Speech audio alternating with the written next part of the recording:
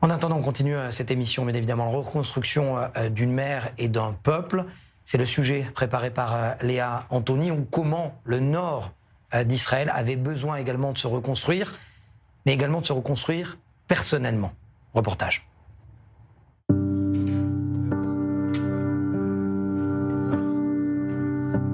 Smadar Lougassi est une mère célibataire de Kiryat Shmona. Son fils unique, Eli, était à l'armée quand la guerre a commencé. Le 7 octobre 2023, Israël bascule dans l'horreur. De Sderot au sud à Kiryat Shmona au nord, les missiles pleuvent. Entre 70 000 et 90 000 habitants du nord sont évacués, laissant derrière eux leurs maisons, leurs souvenirs, leur quotidien. Eli, lui, a été blessé, mais il a insisté pour accélérer sa rééducation et retourner se battre. Il s'est battu à Gaza dans tous les endroits possibles.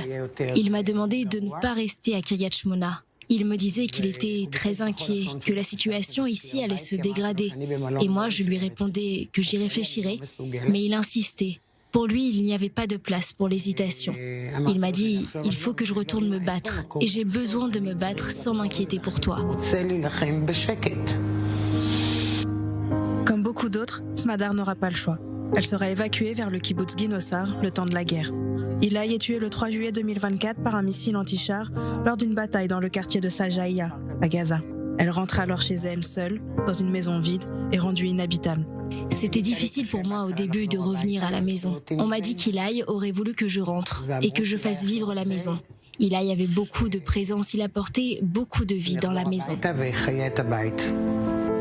Pour tenter de répondre à la détresse de Smadar, l'organisation Livnot ou Leivanot et ses bénévoles ont pris en charge la reconstruction de sa maison. Depuis le 7 octobre 2023, Livnot a mené plus de 250 projets dans 32 communautés avec l'aide de centaines de volontaires. Ishai est le chef de programme de Livnot ou Leivanot, que l'on peut traduire par construire et se construire. C'est lui qui a convaincu Smadar de les laisser s'occuper de sa maison. Shalom, j'ai respiré un bon coup et quelqu'un est entré avec un visage plein de lumière, avec de la bienveillance dans les yeux, avec une volonté viscérale d'aider et de faire en sorte que ça aille mieux. Il me parle.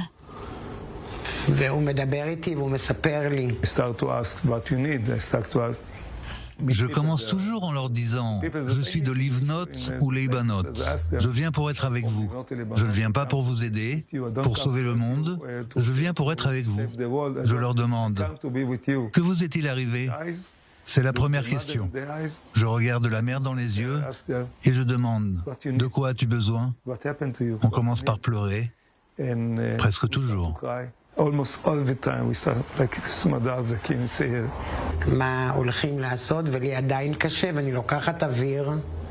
Il me raconte ce qu'il peut faire, mais pour moi c'est toujours difficile. Mais je respire et je lui dis que j'ai l'habitude de tout faire toute seule. Ils me disent qu'ils veulent vraiment me rendre heureuse, ils veulent vraiment m'aider, donner et que je dois accepter de recevoir. L'organisation ne fait pas que réparer les maisons des particuliers. Elle accompagne également les communautés comme au kibbutz Malkia, à quelques kilomètres de Kiryat Shmona. Ici, au plus près de la frontière libanaise, les volontaires participent à la reconstruction d'un établissement et de maisons privées, avec un objectif particulier. Aujourd'hui, on est dans une garderie. On doit la remettre à neuf, on fait la peinture. On est là pour être sûr que tout redevienne comme avant et pour que les communautés du Nord qui ont été évacuées puissent revenir. C'est pour ça qu'on est là. Je suis très heureuse. C'est spécial. Je me sens reconnaissante d'être ici. Je recommande aux gens de venir ici. Là où les missiles sont tombés, on peut voir que les murs ont été fragilisés. Je dis aux chefs de communauté, on veut être ensemble, on doit rentrer à la maison, c'est notre pays. Aux volontaires, je dis qu'on ne vient pas avec des outils, mais avec le cœur, pour reconstruire un nouveau pays. Pour les habitants, chaque mur réparé est une promesse d'avenir. Pour les volontaires, c'est un moyen de transformer la douleur en action. En tant que juive en dehors d'Israël, on peut ressentir la haine contre nous. Et je pense que la seule chose qu'on peut faire avec cette haine, c'est de l'utiliser pour aider à construire Israël. Parce que rester à la maison et être triste, se lamenter et se dire que c'est dur d'être juif, ce n'est pas très productif. Donc je pense que la meilleure chose à faire, c'est venir en Israël et sentir que tu fais une différence. L'organisation a aidé des milliers de résidents ces derniers mois. Comme Smadar, ils ont pu rentrer chez eux, dans une nouvelle maison, remplie de douleur.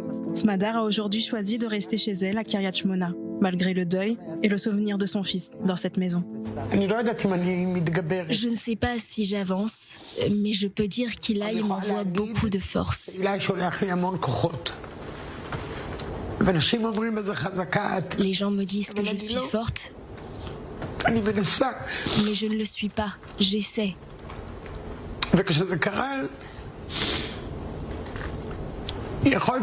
Quand c'est arrivé, j'aurais pu mettre fin à mes jours. Pourquoi continuer à vivre alors que mon monde s'est écroulé?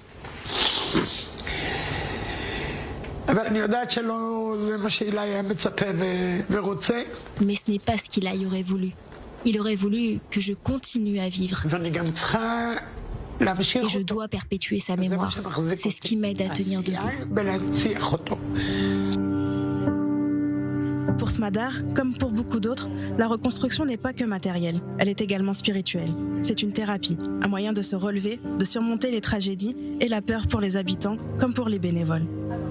Parce qu'ici, reconstruire une maison, c'est aussi reconstruire une vie, un pays, un peuple. And I found broke people. I found On voit ici des vies brisées. J'ai vu des choses terribles. On ressent, nous aussi, la difficulté, la peine. C'est le cas partout en Israël. La prochaine étape pour nous, reconstruire tout le pays. Comment? Avec des volontaires, beaucoup de volontaires et des travailleurs spéciaux. Quand tout le monde s'y met du cœur à l'ouvrage, on peut construire ou reconstruire quelque chose de grand, de merveilleux. You can build something beautiful. Ishaï,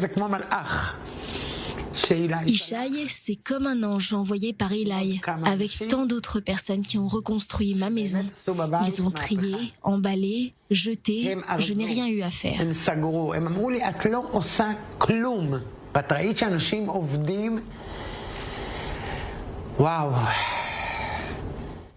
À chaque fois que je revenais, il y avait encore plus de lumière.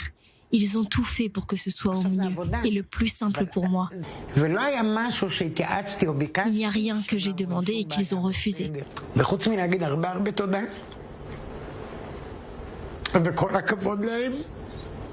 Bravo à eux, parce que je pense que c'est ce qui m'a convaincue à revenir. Tout était en ordre, alors je les remercie infiniment. En mon nom et en celui d'Ilaï, parce que de là où il est, il sait, il voit, et je suis sûre que lui aussi les remercie pour tout ce qu'ils ont fait pour moi.